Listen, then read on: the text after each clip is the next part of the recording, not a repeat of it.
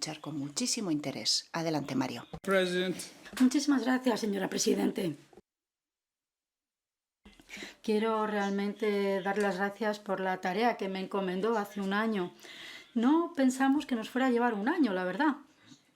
Recuerdo el primer contacto que tuve por teléfono con su jefe de gabinete y me decía, ¿qué tal para febrero? Eso era en septiembre, ¿eh? Y dije, no. Y la verdad es que tuve que reflexionar varios días antes de dar mi sí a esta oferta, porque la tarea parecía pues tan difícil. Y ahora, un año después, tenemos aquí el informe y si está aquí, realmente, se lo digo, es porque muchísima gente ha trabajado en él. Y esta deuda que tengo con todo este equipo va mucho más allá de las palabras que yo pueda decir aquí. He observado tanta dedicación, atención, deseo, conciencia también de que estamos en un momento delicado, preocupante.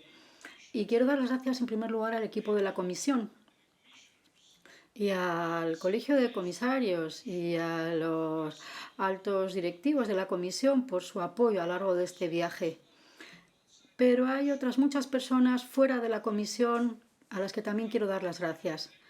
Gente del mundo académico, del mundo empresarial, de los interlocutores sociales, del Parlamento Europeo, de los Estados miembros.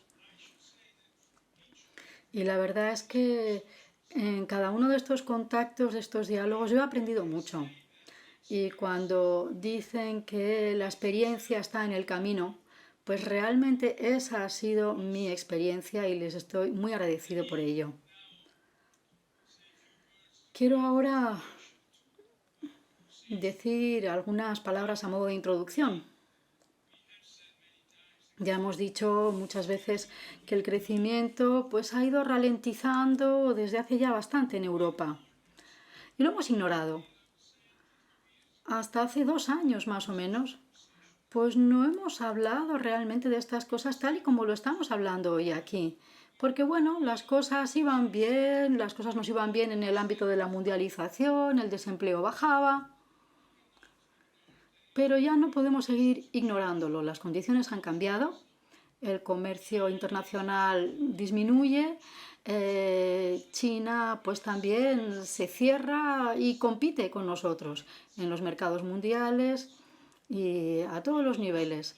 Hemos perdido nuestro principal proveedor de energía barata, Rusia, y ahora tenemos que empezar de nuevo a preocuparnos de la defensa por primera vez desde la Segunda Guerra Mundial. Y a la vez es el primer año en el que Europa no tiene un crecimiento de población. La población va a disminuir constantemente hasta el punto de que en 2040 tendremos 2 millones de trabajadores menos en el mercado laboral y eso año tras año. De forma que tenemos que mejorar la productividad. Pues la productividad pues está mal, es muy floja. Si mantuviéramos la productividad media de los últimos 5 o 10 años, sería suficiente para mantener el PIB constante hasta el 2050.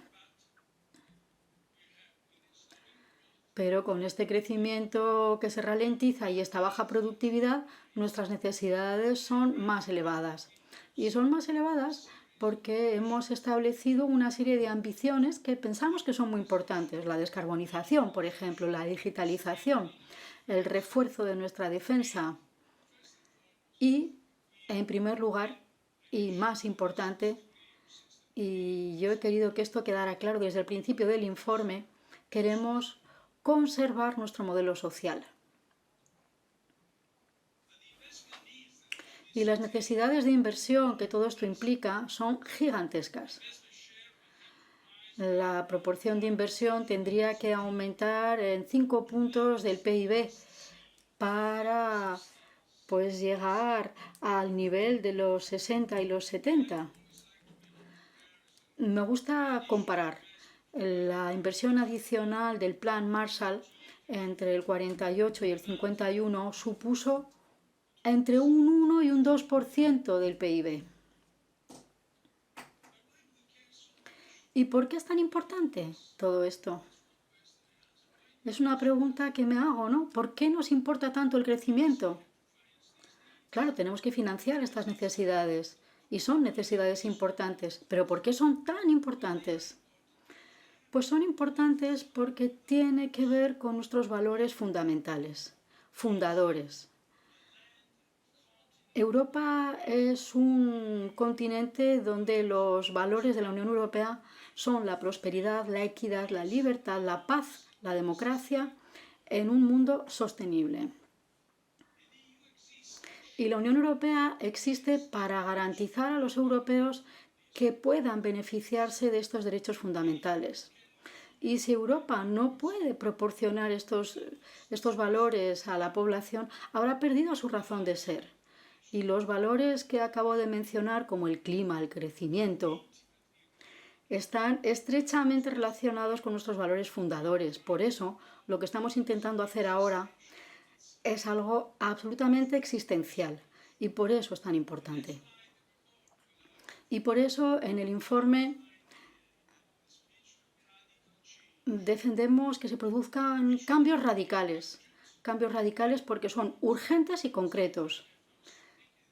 Esta mañana yo me preguntaba qué dos palabras podrían captar mejor la esencia de este informe. Yo creo que es la concreción y la urgencia. Este informe presenta una nueva estrategia industrial para Europa, basada en 3 ámbitos de acción.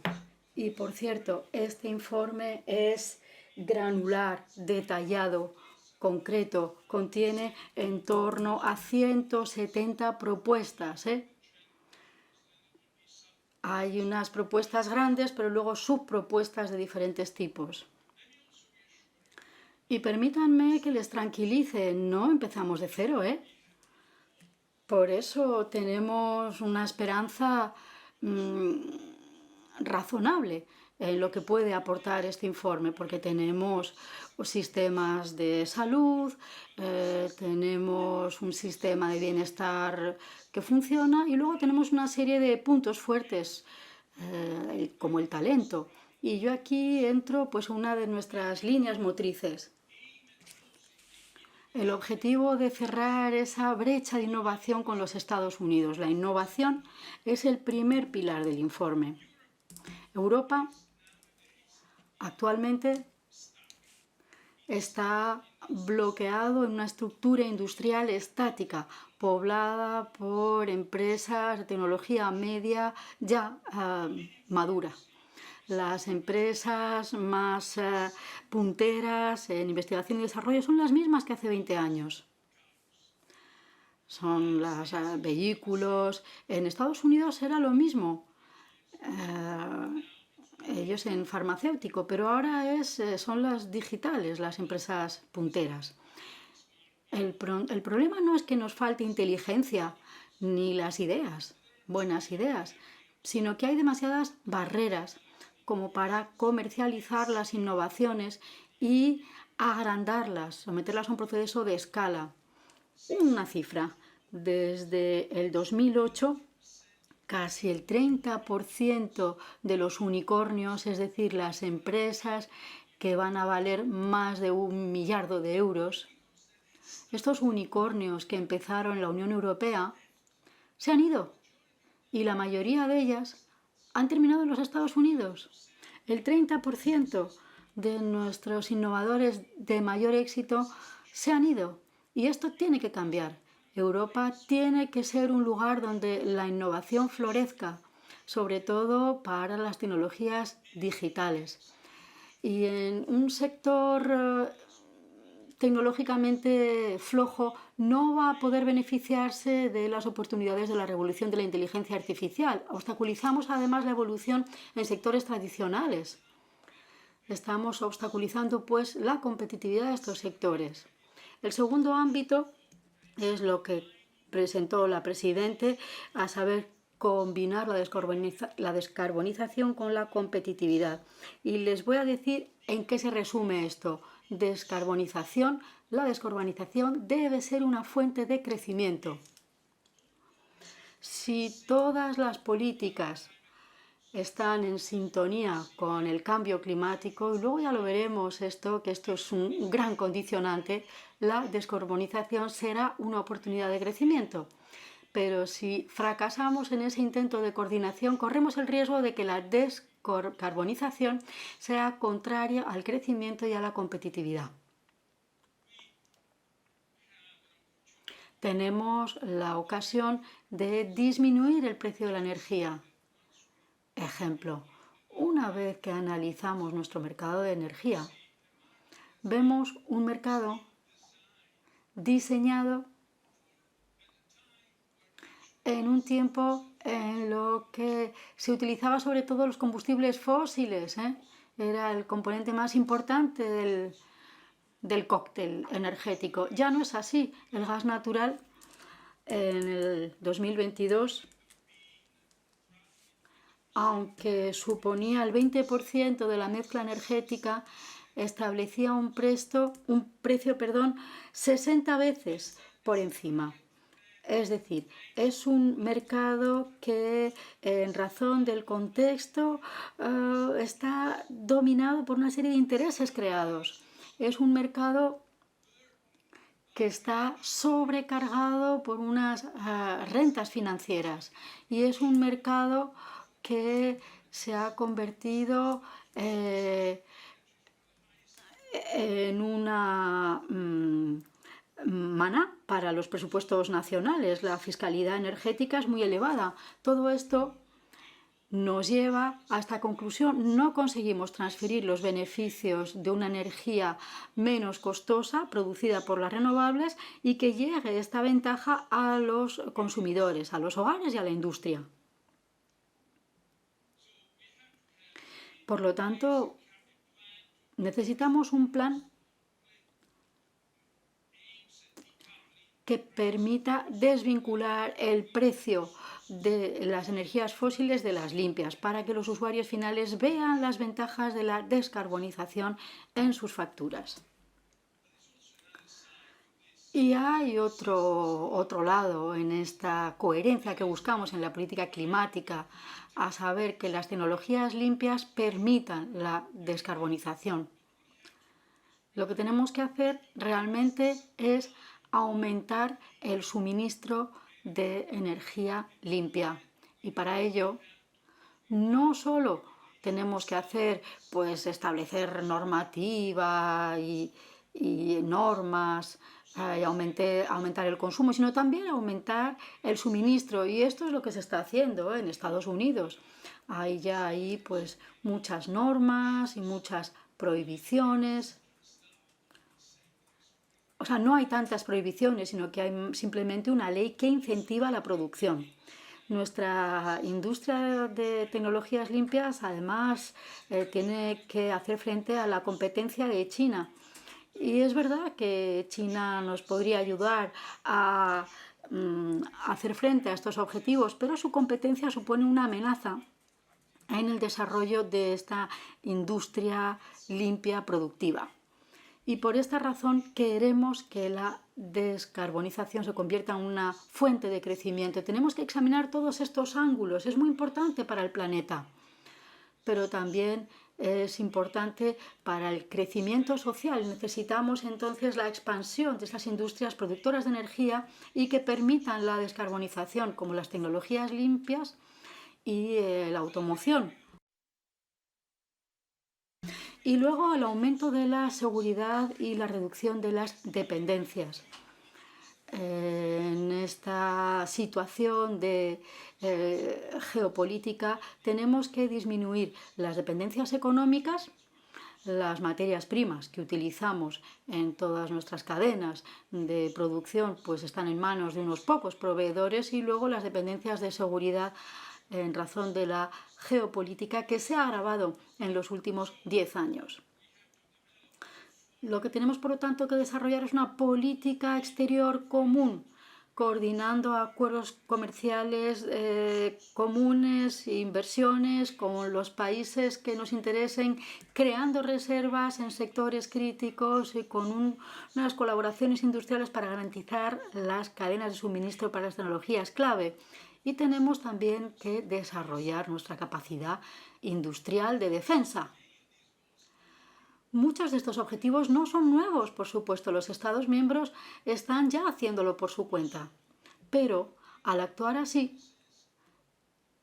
en parte estamos siendo contraproductivos. Podríamos ser mucho más productivos si lo hiciéramos con una sola voz como una comunidad, centrándonos en prioridades, porque no combinamos nuestros recursos en común y no coordinamos las políticas más importantes. En cada uno de estos ámbitos, el informe identifica las causas de la Unión Europea. Tendríamos que centrarnos en algunos sectores, en algunas políticas, y tenemos una serie de propuestas para reforzar esta competitividad organizado en torno a una serie de prioridades. No se trata de una visión de futuro para la Unión. Bueno, también eso, sí. Pero la mayoría de las propuestas están diseñadas para que se ejecuten rápidamente, para que haya una diferencia tangible en las perspectivas de la Unión. Y para realizar esta estrategia, pues hay que responder a dos preguntas. Primero, ¿cómo podemos financiar estas enormes necesidades de inversión? Y segundo, ¿cómo coordinar las políticas de una forma nueva? Bueno, cuando empezamos a... Me voy a permitir unos minutos más, señora Presidente, si me lo permite.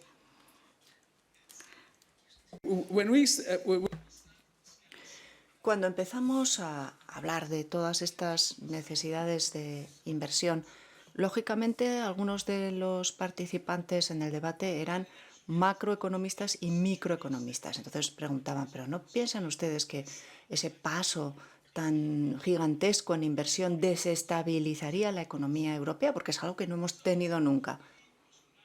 Y lo que hicimos fue preguntar al FMI, al Departamento de Investigación del FMI y a la Comisión Europea. Les pedimos que hicieran dos simulaciones de modo independiente de un escalamiento de estas dimensiones. ¿Cuál sería el resultado en la economía europea y si sería posible?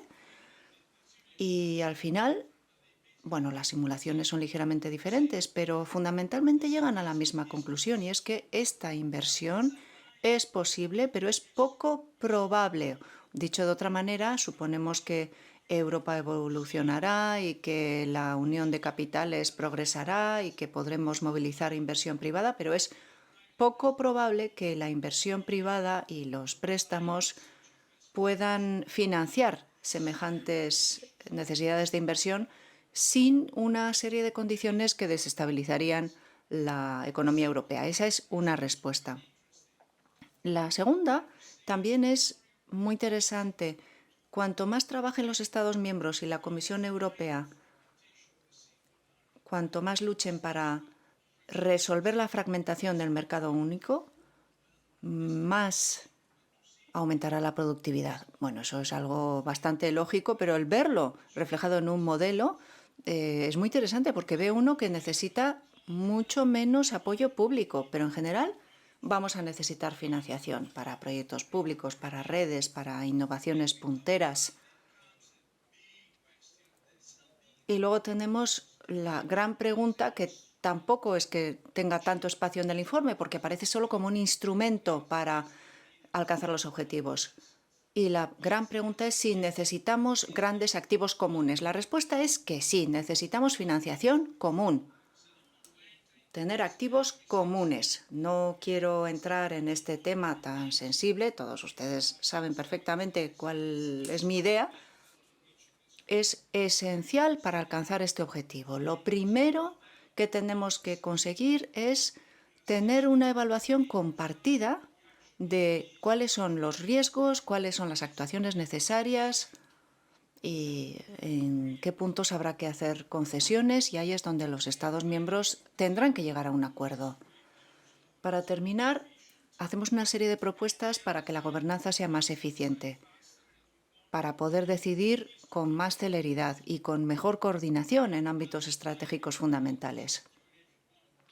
Podemos luego desarrollarlo en las preguntas si quieren, pero hay un punto clave aquí, y es que cuanto mejor se aplique el principio de subsidiariedad de modo más estricto y más eficiente, pues será positivo, y hacemos una serie de sugerencias para conseguir este objetivo. Para darles una idea,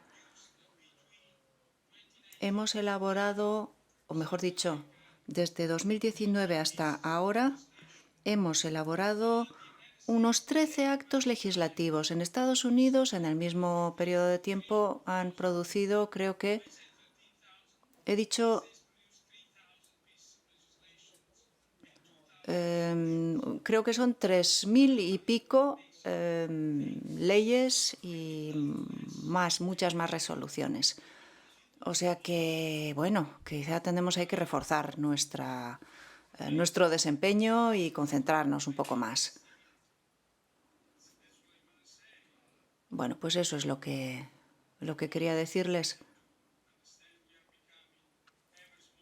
Tenemos que entender que cada vez estamos empequeñeciendo frente a la dimensión de los retos.